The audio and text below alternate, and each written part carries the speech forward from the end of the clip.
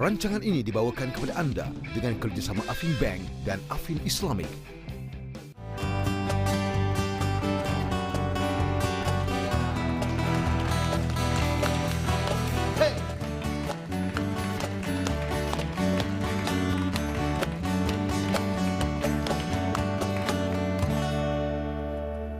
Assalamualaikum warahmatullahi taala wabarakatuh. Apa khabar semua? Baik, okey, itulah dia lagu kami, lagu tema kami. Hari ini bersama kami di dalam rancangan Fulus bersama saya Aflin Syauqi yang dibawa khas bersama Affin Islamic Bank. Dan sekali lagi pada minggu ini kita ada topik yang sangat menarik. Topik kita apa minggu ni? Topik kita adalah tentang rumah pertama kita. Semua orang kalau dapat duit gaji mesti nak fikir kita nak beli apa dulu, nak beli kereta ke rumah. Selalu orang suka beli kereta, pasal kereta kita boleh bawa jalan-jalan kan, takkan nak bawa rumah. Tengok rumah aku, tengok rumah aku. So, kereta ni adalah satu benda yang kita boleh bawa untuk tunjuk kat orang. Apa kata kita berdiskusi dan kita kupas lagi apa yang sepatutnya kita buat dengan gaji-gaji kita yang pertama untuk membeli rumah ataupun beli kereta dalam rancangan Fulus.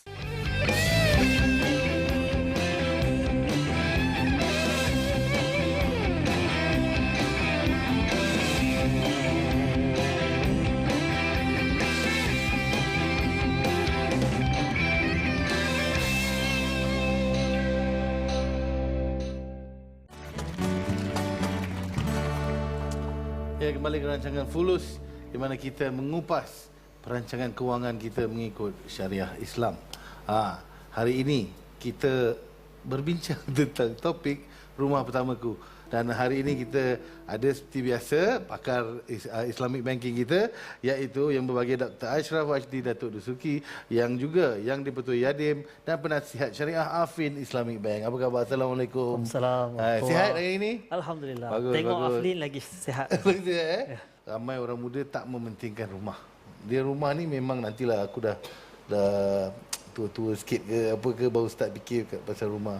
Pendapat doktor sendiri tentang kepentingannya rumah pertama kita. Sebagai orang Islam, memang perkara berkenaan dengan rumah dan dengan kenderaan ini adalah sebahagian daripada tanda-tanda kebahagiaan. Sebab itu Nabi SAW sebut arba'a minas sa'adah. 4 perkara yang menjadi sumber kebahagiaan seorang mukmin. Apa? Yang pertama al-mar'atu salihah. Isteri yang solehah. Yang kedua wal maskanul wasi', rumah yang luas. Yang ketiga wal jarus salih, jiran yang baik. Dan yang keempat wal markabul hani', kenderaan yang selesa. Maknanya disebut oleh Nabi sallallahu alaihi wasallam.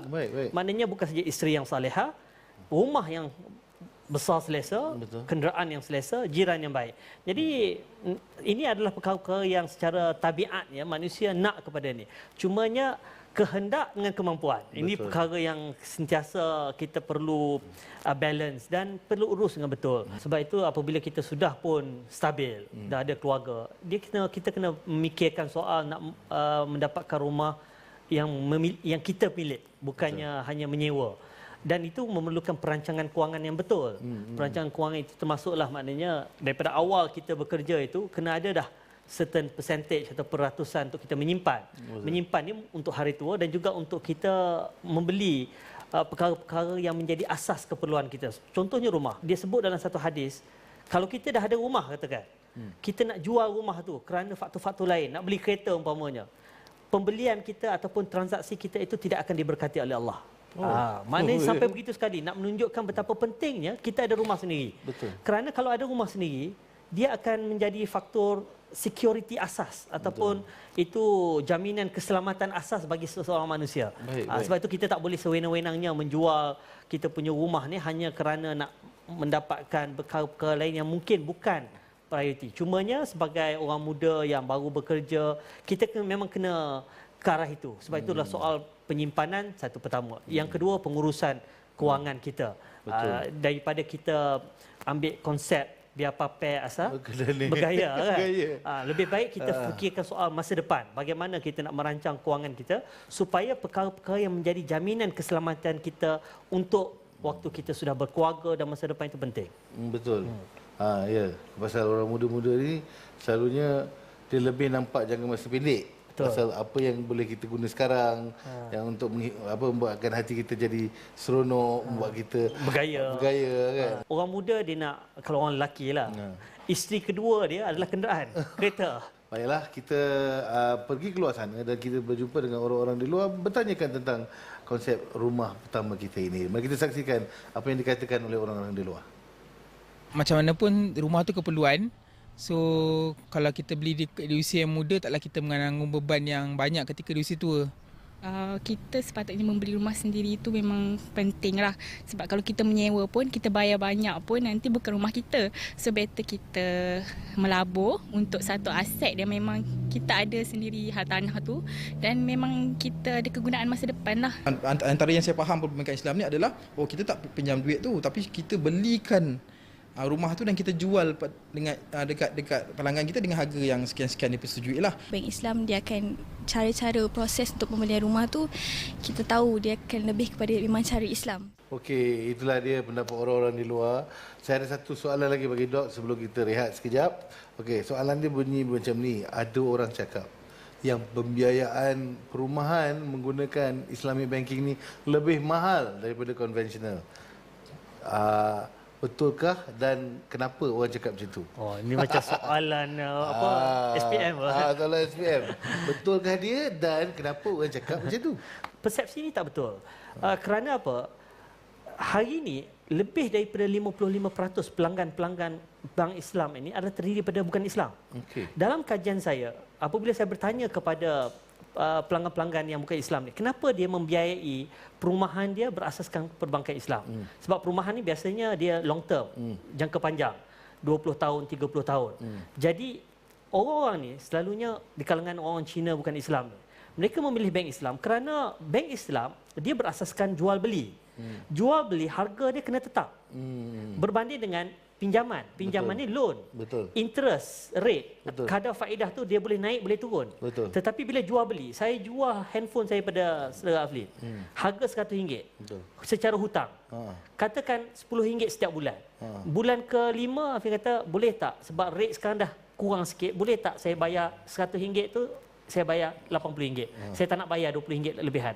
Tak boleh kan? Tak boleh. Sebab apa? Sebab kita dah angkatkan RM100 harga betul. telefon tu. Ya. Sebab dalam konteks jual beli, harga dia kena tetap daripada awal. Betul. Begitu juga rumah. Bila dibeli daripada bank, rumah tersebut pada harga yang tetap, dia akan kekal sampai 30 tahun. Cumanya kebaikan bank Islam bukan saja tetap, tetapi dia boleh berubah-ubah selagi mana dia masih lagi dalam lingkungan harga yang kita telah angkatkan daripada awal. Baik. Bahkan lebih kompetitif berbanding dengan konvensional, dan dia tidak terjejas dengan kadar faedah yang naik. Baik. Tapi kalau macam dari segi jual beli, diskaun dibenarkan ke tak? Boleh dibenarkan. Sebab sebagai penjual, katakan saya jual kepada Aflin tadi handphone RM100. Hak saya adalah RM100. Baik. Saya sudah pun memindahkan hak milik handphone tadi kepada saudara Aflin. Betul. Tetapi katakan Aflin bayar saya RM10 selama 10 bulan. Sampailah habis RM100. Baik. Tahun bulan ke-8, ada 2 bulan lagi. Dah habis bayar RM80. Dia kata, boleh tak minta diskaun yang RM20 tu tak payah halal lah. Itu atas hak saya. Baik. Dan kalau saya kata halal lah, tak payah bayar lah RM20, saya dah dapat RM80. Boleh. Boleh. Dan itu yang berlaku dalam bank Islam sekarang ni pun. Kalau katakan pembeli tadi, dia kata dia nak tebus balik, dia nak bayar awal, dia akan diberikan diskaun. Bahkan sekarang ini sudah pun diletakkan sebagai garis panduan bank negara bahawa kalau ada yang nak tebus, bank Islam kena bagi diskaun. Baik. Best. Sangat jelas. Okey, sekarang kita dah jelas, kita rehat sekejap dan kita kembali selepas ini dalam rancangan Fulus.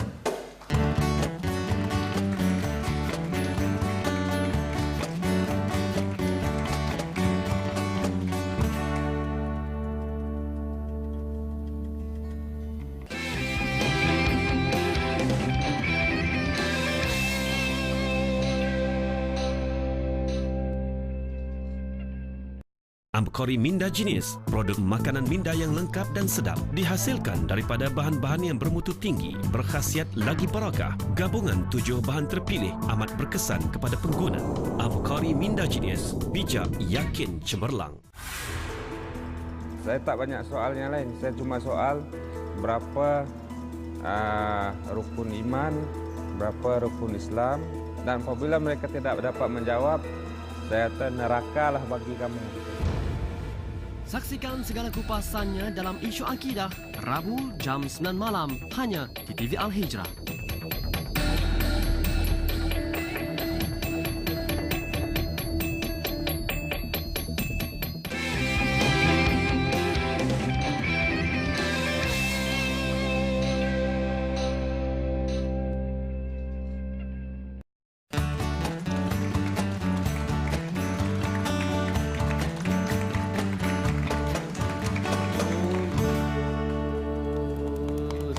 Assalamualaikum sekali lagi bersama saya Aflin Syauqi dalam rancangan Fulus, dan sekarang ini kita ada seorang tetamu yang seorang artis yang bersama kita hari ini.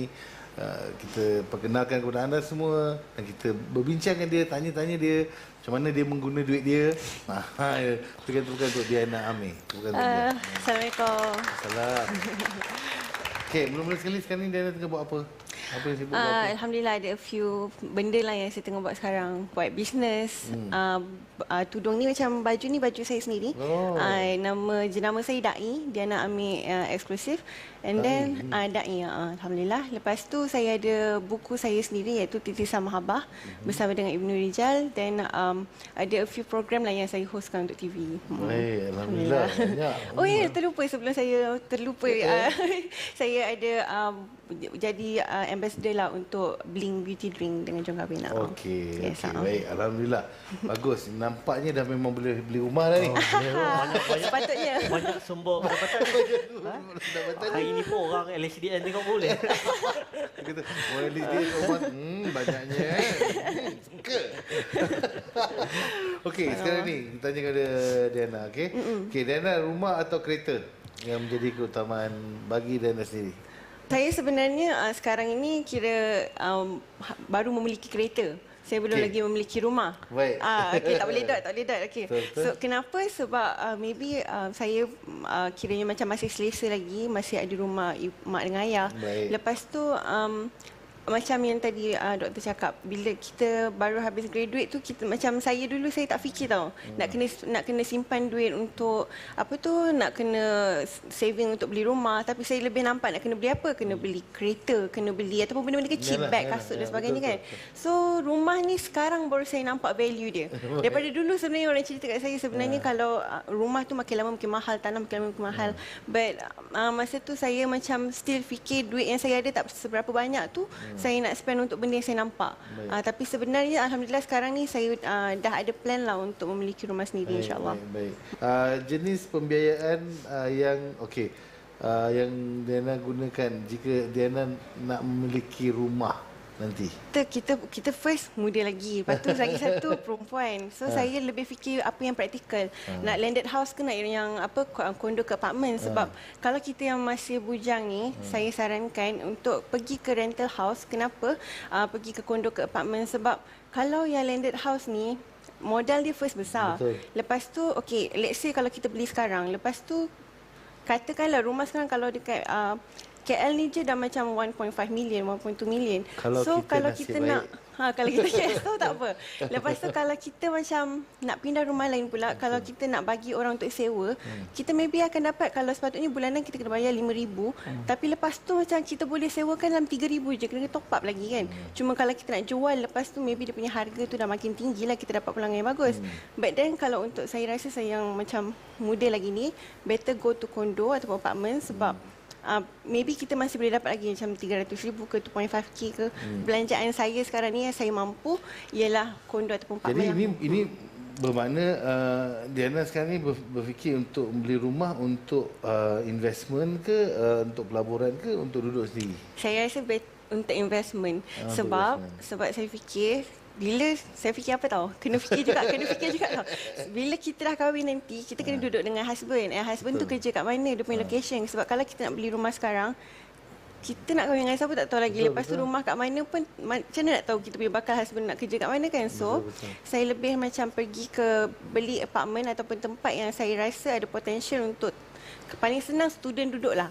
Okey, yang student boleh sewa bila saya nak pindah nanti. So saya cari rumah-rumah macam tu yang kira saya tak perlu takut lah, yang memang akan ada pelanggan, Dan insya-Allah. juga saya dulu bekas student, jadi saya menyarankan jangan sewakan pada student. Kan? Habis masak. Jangan nak rumah tu. Betul. Kalau tengok student lah kan. Dia macam Diana. Okey, kalau dengan macam abang ni jangan. Lelaki habis. Student Kuis baik. Kuis okey. Betul. Okey, Dok, satu soalan untuk Dok tentang tu pelaburan ataupun untuk rumah sendiri.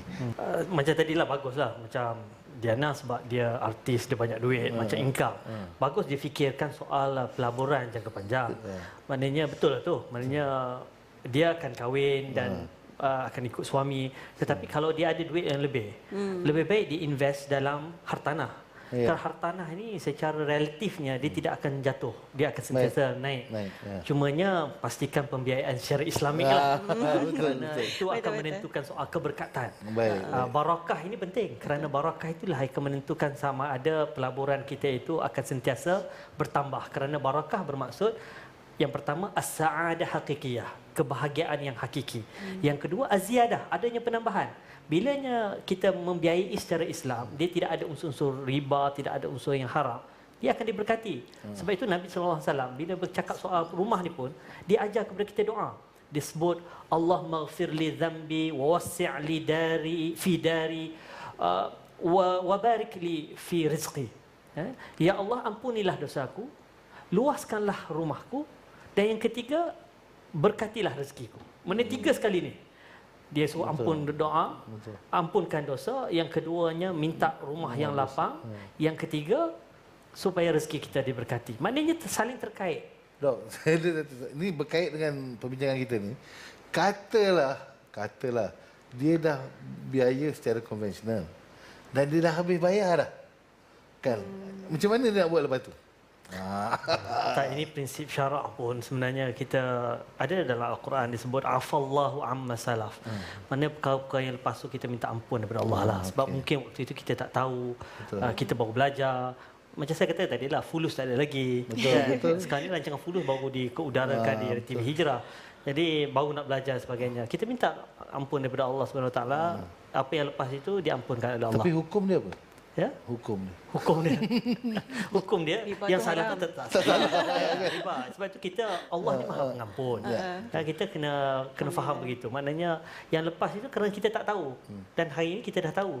Kan? Sebab itulah yang paling penting sekali ialah kita minta ampun daripada Allah SWT dan sentiasalah kita bersedekah, mengeluarkan zakat supaya bukan saja kita menunjukkan komitmen kita untuk taubat daripada Allah, tetapi juga untuk membersihkan harta-harta kita yang daripada sumber-sumber yang kita pun tak tahu daripada mana. Dia tak payahlah kita nak jual kita jual rumah kita tu tak payah kan. Minta ampun lah. Ya. Dah habis bayar. Dah habis bayar nak macam mana kan. Okey, betul. Rasa ramai yang tertekan ni sekarang ni. Kamu tengah bawa kereta kan, ya Allah berdosanya aku bawa kereta ni. So kita minta ampun. InsyaAllah. InsyaAllah dan insyaAllah. Allah Maha Pengampun. Allah Maha Pengampun. Baiklah. Okey. Apa kata kita rehat sekarang? Saya rasa ramai kat rumah tu pun tengah pening-pening kepala sekarang. Perlukan air. Minum banyak air. Kalau tidak nanti boleh pitam. Ya? Dan kita akan berjumpa kembali dalam rancangan Fulus selepas ini.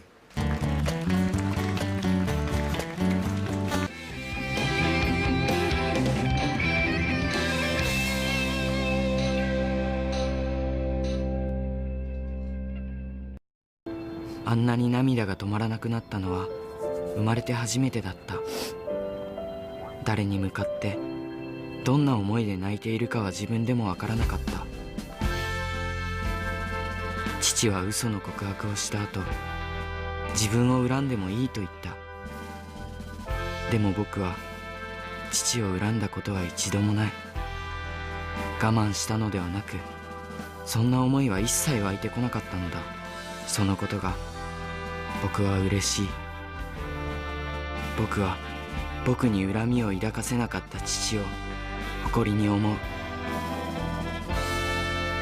僕は父の息子に生まれてきて本当によかった。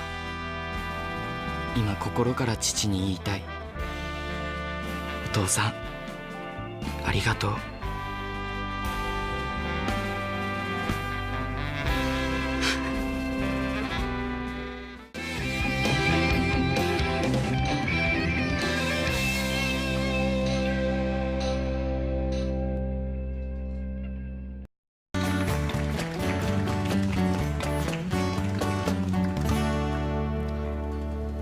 Kembali kita ke dalam rancangan Fulus bersama Affin Islamic Bank. Kita bersama tetamu kita Dr. Ashraf dan juga Diana Amir. Diana Amir, sekarang masanya untuk anda bertanya satu soalan kepada doktor. Apa-apa soalan mengenai Islamic banking? Sebab saya ialah macam belum beli rumah lagi, but planning tu. So macam apa dia punya actually beza lah konvensional dengan Islamic punya banking. Kalau kita nak beli rumah, dia punya mekanisme, ada cara dia. Mekanisme kalau di Affin Islamic Bank, kita telah memperkenalkan satu produk yang saya kira antara yang dekat dengan semangat atau falsafah kewangan Islam itu sendirilah. Apa yang kita sebut sebagai musyarakah mutanakisah. Bukan musyarakah mutakisah. Maksud dia ialah satu prinsip perkongsian antara bank dengan pelanggan untuk membeli rumah tu.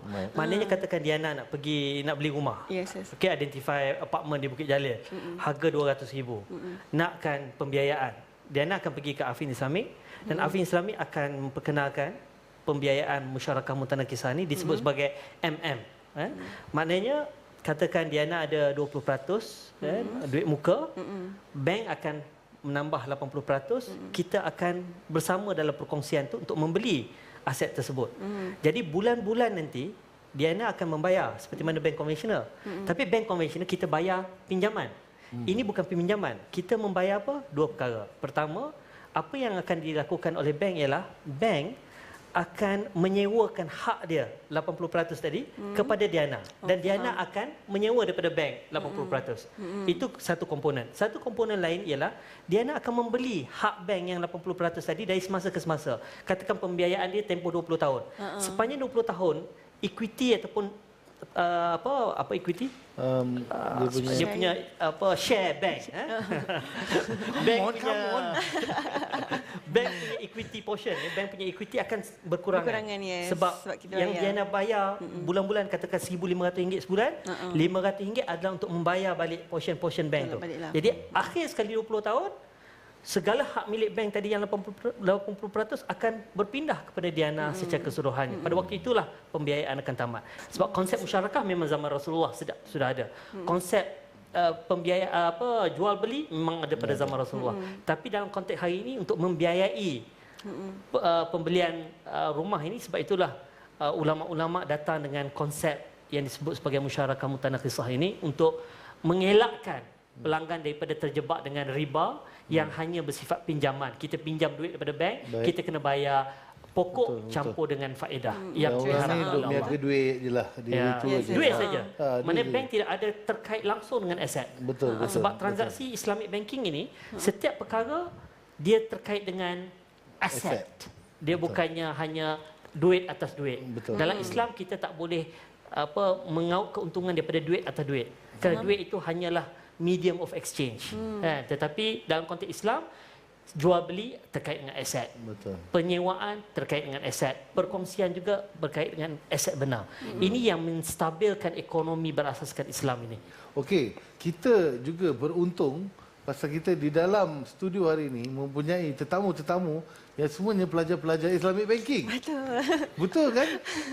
Jika anda adalah student-student Islamic banking, anda mesti kenal dengan Dr. Ashraf, betul?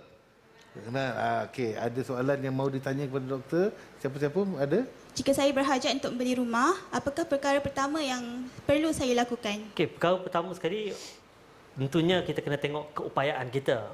Keupayaan kita dari segi berapa yang kita dah ada, dan yang kedua kita kena tengok hartanah itu sendiri. Apakah hartanah itu adalah hartanah yang mampu kita milik? Peringkat awal ni jangan terlalu ambitious. Dengan gaji kita sikit, kita akan habis semuanya untuk kita bayar duit installment. Itu akan hanya membebankan kita pula. Maknanya peringkat awal kita beli apa berasaskan kemampuan. Sebab itu perkara asas. Sebab itu daripada kita menyewa, kadang-kadang lebih baik kita membeli. Kerana kita bayar duit sewa RM1,000 sebulan tu, kita boleh bayar duit installment bank ni RM1,000 sebulan. Akhirnya aset itu milik kita. Sebab itulah, pertama tengok keupayaan kewangan kita, yang kedua tengok hartanah apa yang kita nak beli, yang ketiga shopping around. Maknanya tengok bank-bank Islam mana yang boleh menawarkan kadar yang terbaik. Kena buat study sikit. Jangan kita, ini yang jadi kadang-kadang kita malas nak kita pergi tanya bank Islam. Satu, dia kata harga dia macam ni, rate macam ni. Kita pun kata bank Islam mahal. Walhal semua bank ni sekarang ni dia compete, dia bersaing antara satu sama lain. Datanglah kepada Affin Islamic Bank. Ya, betul. Itu. Okey, ada soalan-soalan lain? Ada orang ambil pembiayaan perumahan secara Islam, tetapi ambil juga insurans perumahan. Macam mana tu?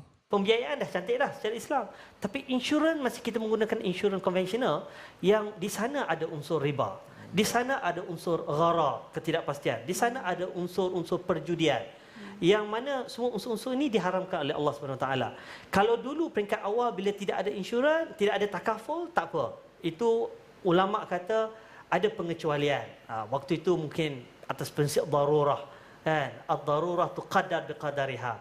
Waktu darurah kita boleh ambil perkara-perkara yang boleh membantu kita untuk membiayainya secara Islam. Sebab nak beli rumah kalau kita tak ada insurans pun tak boleh. Tetapi mesti pada kadarnya lah. Tetapi apabila sudah pun ada, sekarang ni takaful dah ada. Dan apa produk insurans, ada produk alternatif takaful. Kita patut bersyukur kat Malaysia ni kita ada skim-skim tersebut. Jadi tidak ada alasan lagi mengatakan bahawa ni darurah ke apa, kerana darurah ni apabila kita tak ada alternatif. Sekarang ni sudah ada alternatif. Jadi pastikan yang paling penting sekali, rumah itu diberkati oleh Allah SWT. Baiklah, itulah saja rancangan Fulus bagi kami minggu ini. Saya ingin ucapkan terima kasih banyak-banyak kepada Dr. Ashraf dan tetamu khas kita Diana Amir. Saya ada sedikit housekeeping nak cerita. Sertailah kuis Fulus yang berada di laman web www.tvalhijrah.com/fulus dan di sana anda akan mendapat banyak hadiah-hadiah menarik yang menanti anda. Okey, kita jumpa lagi minggu hadapan tuan-tuan dan puan-puan dalam rancangan Fulus. Assalamualaikum warahmatullahi wabarakatuh. Jika engkau bintang-bintang permata, tak mungkin ku mampu. Tapi sayangkan ku dapat bintang dari langit turun. Jika engkau minta satu dunia, akan aku coba. Ku hanya mampu jadi milikku, pastikan kau bahagia.